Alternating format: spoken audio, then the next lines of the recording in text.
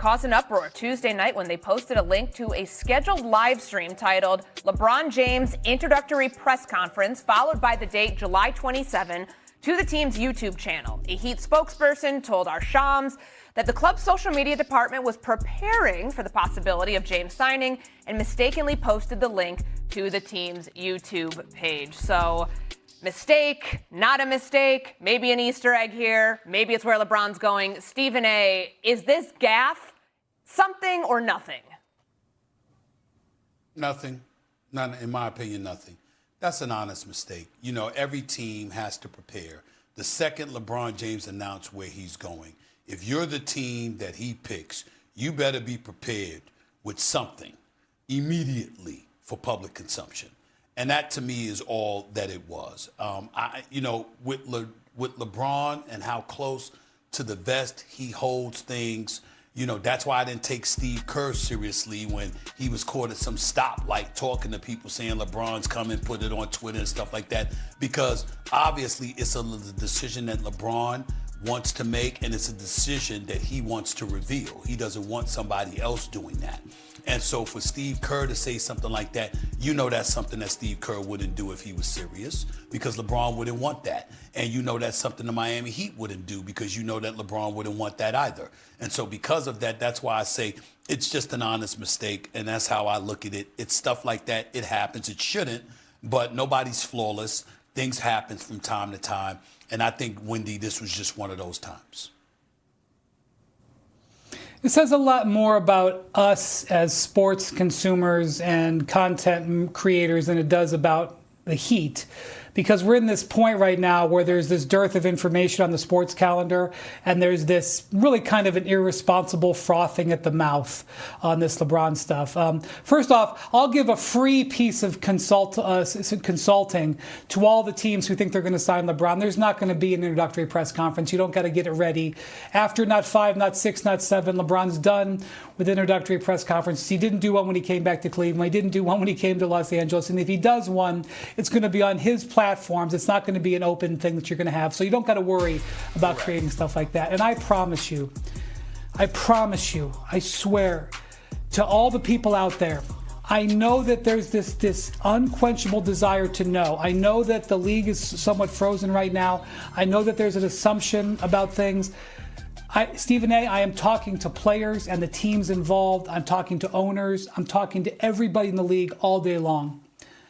Nobody knows. So am I. I know it's an unsatisfactory answer, and I'm not saying that somebody might not say something that ends up being partially based in some source that ends up being right, but I'm telling you, nobody knows. LeBron is going through his own process this time. It's possible he's made a decision, Courtney, in the last 10 minutes, and people actually know right now, and they can say, I knew beforehand, but I am telling you, I swear, I promise you, this is not based on what Adam Silver said in an interview. It's not based on anything. He hasn't made up his mind, and nobody knows but him what he's doing. It's unsatisfying, and it's true. All right. Wendy is 1,000% correct. Not to remind everybody, but I am the one that broke the story about him taking his talents to South Beach back in 2010. I'm hearing the same thing. Everybody says he doesn't know. He doesn't know. But here's the important thing to point out. LeBron has earned the right to take his time and make the decision. Do I suspect he knows? Sure. But the point is that if he says he doesn't know, there's no reason to not believe him at this particular moment in time. And here's the reason why. There's some intriguing opportunities out there.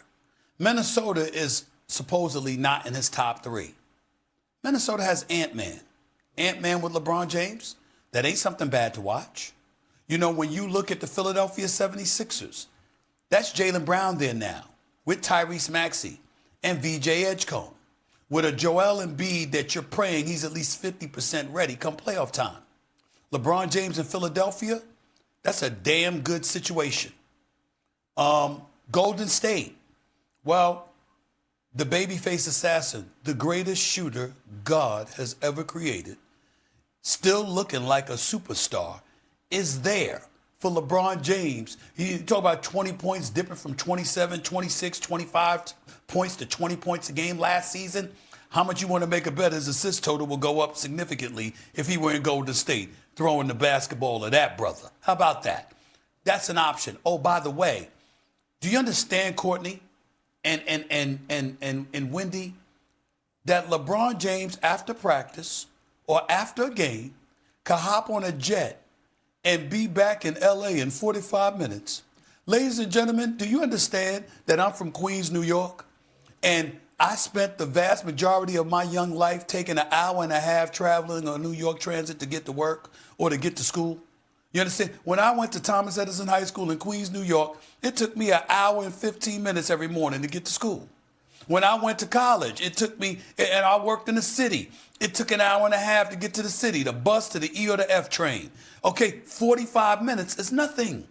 In LA traffic, sometimes it'll take you 45 minutes just to get from Brentwood to the facility. I mean, you can't make this stuff up. 45 minutes ain't nothing. So for him to be in Golden State, you near your family. Or he could go back to South Beach with Giannis as his teammate, with a familiar territory in the Hall of Fame coach in Eric Spoelstra and a Hall of Fame executive in Pat Riley. Or he could go home. These are big-time options.